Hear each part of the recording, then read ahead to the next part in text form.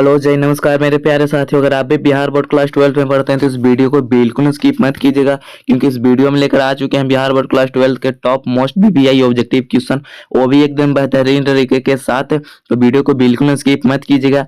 अगर आपको सही में बोर्ड एग्जाम में अच्छे नंबर प्राप्त करने हैं तो वीडियो को पूरा देखिएगा और लास्ट तक देखिएगा, ठीक है। और जो यहाँ पर शुरू में आते हैं और बाद में चले जाते हैं, वह उससे हाथ जोड़कर विनम्रता निवेदन है कि वह अभी ही वीडियो को छोड़कर चले जाएं, ठीक है। तो चलिए वीडियो को शुरू करते हैं। उससे पहले आप लोग वीडियो को लाइक करके चैनल को सब्सक्राइब कर लीजिए। तो पहला नंबर क्वेश्चन में यहाँ पर आपसे क्या पूछा जा रहा है कि मोल अंश क्या होता है। जो कि मोल अंश क्या होता है, तो मोल अंश निम्न में से क्या है, तो यह मोल का एक अनुपात है। क्या? मोल का एक अनुपात है, तो इसीलिए B is the correct answer हो जाएगा।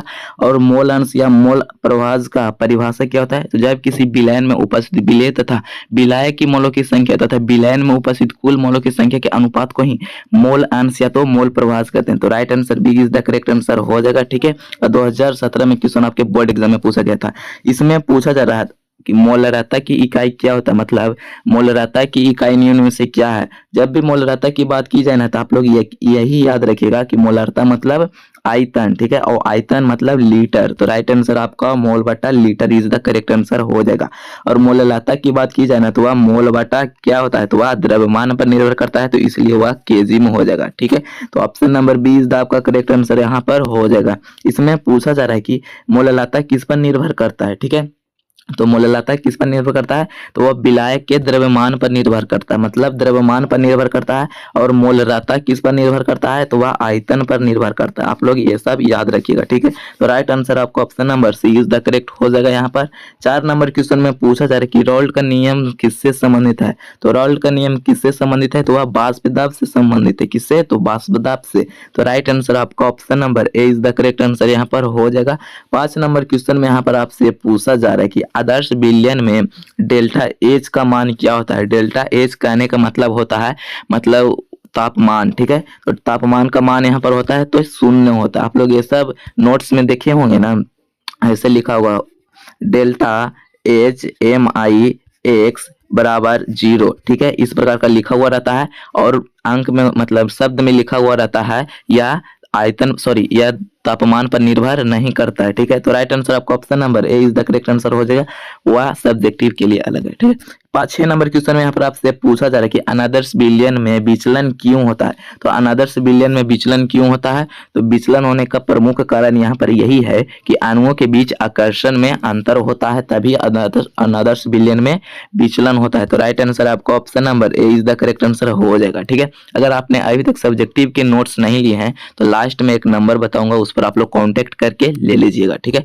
इसमें पूछा जा रहा है कि हेनरी का नियम किससे संबंधित है, तो 7 का राइट आंसर हो जाएगा क्या, तो वह देख लीजिए गैस की घुलनशीलता से भी संबंधित है और दाब से भी संबंधित है, तो मतलब इन दोनों से संबंधित है। तो option number C is the आपका करेक्ट आंसर हो जाएगा। 2015 में आपके बोर्ड एग्जाम में पूछा गया है। इसमें पूछा जा रहा है कि सहसंयोजी गुण किस पर निर्भर करता है, जिसे आप लोग ओलिगोटिव या अनुसंख्यक गुणधर्म भी कहते हैं। तो वह केवल और कणों की संख्या पर निर्भर करता है, ना कि और किसी पर, ठीक है। तो राइट आंसर आपको option number A is the correct हो जाएगा। 2022 में क्वेश्चन के बोर्ड एग्जाम में पूछा गया है, ठीक है, एकदम मजाक में नहीं लेना है। इसमें पूछा जा रहा है कि प्रासरण दाब का सही सूत्र क्या है, मतलब प्रासरण दाब का सूत्र क्या होता है। तो उससे पहले आप लोग ये जानिए, इससे पाई या तो पी से सूचित करते हैं, तो एकदम तो आप लोग पाई बराबर CRT लिख सकते हैं, तो यही होता है इसका फॉर्मूला, ठीक है। तो राइट आंसर आपका पाई बराबर CRT is the right answer यहाँ पर हो जाएगा, ठीक है, option number A. 10 number question में यहाँ पर आपसे पूछा जा रहा है कि कवथनांक वृद्धि का कारण क्या होता है। तो कवथनांक वृद्धि का निम्न में से कारण क्या होता है, तो वाष्प दाब में कमी आता है, तभी तो वाष्प दाब में वृद्धि होता है। तो राइट आंसर आपका option number B is the correct answer यहाँ पर हो जाएगा। B is the correct. 2017 में क्वेश्चन के बोर्ड एग्जाम में पूछा गया। इसमें पूछा जा रहा है कि हिमांक अवनमन का कारण क्या है। तो हिमांक अवनमन का निम्न में से कारण क्या है, तो वाष्प दाब में कमी होता है। आप लोग एक ट्रिक बताता हूँ आप लोग के लिए एक में, ठीक है। जब भी अवनमन की बात की जाए ना तो आप लोग कमी याद रखिएगा, ठीक है। और उन्नयन की बात की जाए ना तो आप लोग वृद्धि याद रखिएगा। बस ये दो लोग मतलब ये दो चीज आप लोग याद रखिएगा, ठीक है। तो राइट आंसर आपका option number A is the correct answer हो जाएगा। 2019 में क्वेश्चन आपके बोर्ड एग्जाम में पूछा गया है। इसमें पूछा जा रहा है कि वांट ऑफ गुणांक आई क्या दर्शाता है, मतलब इसे आई से डिनोट करते हैं वांट ऑफ गुणांक को, ठीक है। तो वांट ऑफ गुणांक क्या दर्शाता है, तो आयतन, कणों की संख्या, द्रव्यमान या तापमान। तो 12 का राइट आंसर हो जाएगा। यह कणों की संख्या को प्रदर्शित करता है, ठीक है। तो राइट आंसर आपका option number B is the correct answer हो जाएगा। और वांट ऑफ गुणांक जो कि most VVI objective subjective question में भी पूछा जाता है, वो भी 2 नंबर में। ठीक है, कुछ क्वेश्चन इस प्रकार से पूछा जाता है कि वांट ऑफ गुणांक क्या है, 2 उदाहरण लिखे। ठीक है, तो आप लोग लिख लीजिएगा। ठीक है, तो राइट आंसर आपका option number B is the हो जाएगा। इसमें पूछा जा रहा है कि इलेक्ट्रोलाइट विलेन में वांट ऑफ गुणांक का मान क्या हो जाता है। ठीक है, तो आई का मतलब होता है वांट ऑफ गुणांक, 2016 में आपके बोर्ड एग्जाम में क्वेश्चन में पूछा गया है। ठीक है, तो 13 का राइट आंसर हो जाएगा 1 से अधिक हो जाता है क्या, तो इलेक्ट्रोलाइट विलेन में वांट ऑफ गुणांक 1 से अधिक हो जाता है, तो राइट आंसर हो जाएगा B is the correct. 14 number question में यहाँ पर आपसे पूछा जा रहा है कि गैर इलेक्ट्रोलाइट विलेन में आयोडाइड का मान क्या होता है, आयोडाइड नहीं, मतलब वांट ऑफ गुणांक का मान क्या होता है। ठीक है, तो उसका दाम अस्थाई रहता है, 1 हो जाता है। ठीक है, तो 14 का option number A is the correct answer आपका हो जाएगा। ठीक है, 2018 में क्वेश्चन आपके बोर्ड एग्जाम में पूछा गया है। इसमें पूछा जा रहा है कि मोलालता की इकाई क्या होती है, तो मोलालता पूछा जा रहा है, ना कि मोलालता, मोलालिटी। ठीक है, तो मोलालता की इकाई यहाँ पर क्या हो जाता है, यह मतलब द्रव्यमान पर निर्भर करता है, तो मोल बटा हो जाएगा केजी। ठीक है, तो राइट आंसर मिला लीजिएगा, मोल बटा किलोग्राम अभी हिंदी में लिखा गया है, तो राइट आंसर हो जाएगा बी इज द करेक्ट। ठीक है, 2021 में क्वेश्चन पूछा गया है। इसमें पूछा जा रहा है कि पतला विलयन में क्या काम होता है, तो पतला विलयन में क्या काम होता है, तो 16 का राइट आंसर हो जाएगा विलेय काम होता है और विलायक अधिक होता है। ठीक है, तो राइट आंसर आपका option number B is the correct answer हो जाएगा। 2015 में क्वेश्चन पूछा गया है। इसमें पूछा जा रहा है कि संतृप्त विलयन का क्या है, मतलब संतृप्त विलयन क्या है, तो संतृप्त विलयन इनमें से क्या है, तो राइट आंसर होगा अधिकतम विलेय घुला होता है, जिसमें संतुष्ट के लिए विलेय उतना मिला हुआ होता है, मतलब जितना उसको चाहिए उतना ही विलेय मिला हुआ रहता है, इसलिए अधिकतम विलेय घुला रहता है। तो राइट आंसर आपका option number A is the correct answer हो जाएगा। किताबी भाषा में आंसर को आपको लिखा गया है। ठीक है, 2022 में क्वेश्चन आपके बोर्ड एग्जाम में पूछा गया है। इसमें पूछा जा रहा है कि वाष्पदाब में कमी किस नियम से संबंधित है, तो वाष्पदाब में कमी किस नियम से संबंधित है, तो 18 का राइट आंसर हो जाएगा राउल्ट का नियम से। क्या राउल्ट का नियम से, तो ऑप्शन नंबर आपका ए इज द करेक्ट हो जाएगा। 2017 में आपके बोर्ड एग्जाम में पूछा गया है। इसमें पूछा जा रहा है क्या कि मोललता तापमान से स्वतंत्र क्यों है, तो मोललता तापमान से स्वतंत्र क्यों है, तो राइट आंसर इसका क्या हुआ, क्योंकि वह द्रव्यमान पर आधारित है, इसलिए वह क्या तापमान से स्वतंत्र है। तो राइट आंसर आपका ऑप्शन नंबर ए हो जाएगा। 2019 का क्वेश्चन आपके बोर्ड एग्जाम में पूछा गया है।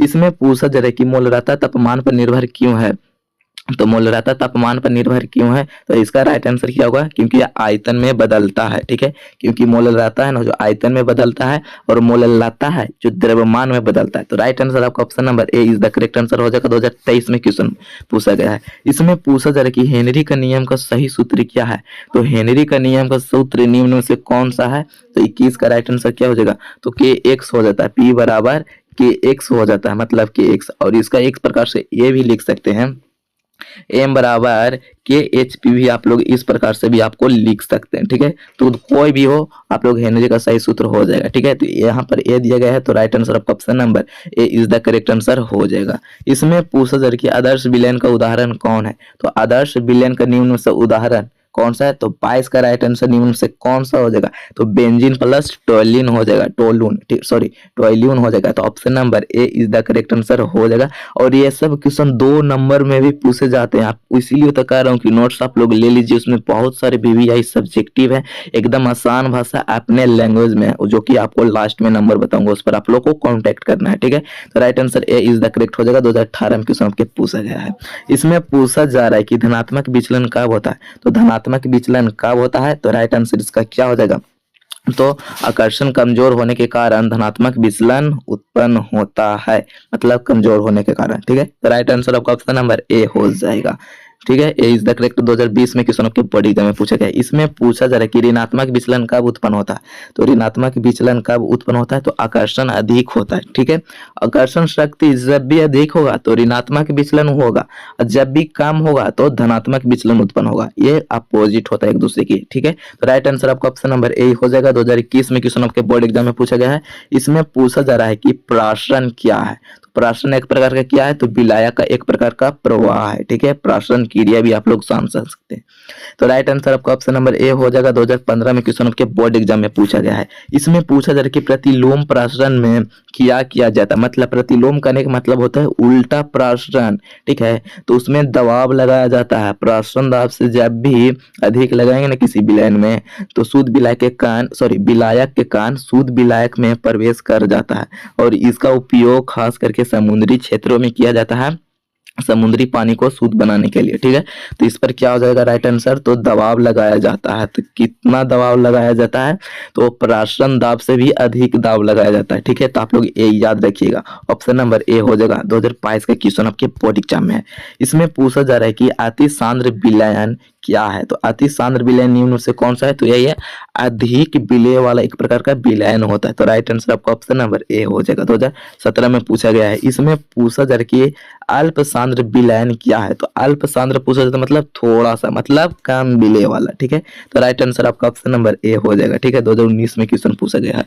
इसमें पूछा जा रहा है कि सम सांद्र विलयन क्या है, तो सम सांद्र कहने का मतलब होता है समान या तो बराबर है। ठीक है, तो समान सांद्रता वाला हो जाएगा। ठीक है, तो राइट आंसर ए हो जाएगा। इसमें क्या पूछा जा रहा है कि मोल अंश का कुल योग कितना होता है, तो मोल अंश का कुल योग जब भी आप लोग इसको प्रूव्ड करेंगे ना, तो इसका एक ही आएगा। तो इसलिए राइट आंसर आपका ऑप्शन नंबर ए हो जाएगा। ठीक है, और 2016 में क्वेश्चन के बोर्ड एग्जाम में पूछा गया है। इसमें पूछा जा रहा है कि रॉल्ट का नियम किस पर लागू होता है, तो रॉल्ट का नियम निम्न से किस पर लागू होता है, तो आदर्श विलयन पर होता है, और यह अनादर्श विलयन रॉल्ट का नियम का पालन नहीं करता, इसलिए अनादर्श विलयन इसको कहते हैं। ठीक है, तो राइट आंसर आपका option number B sorry A is the correct answer हो जाएगा।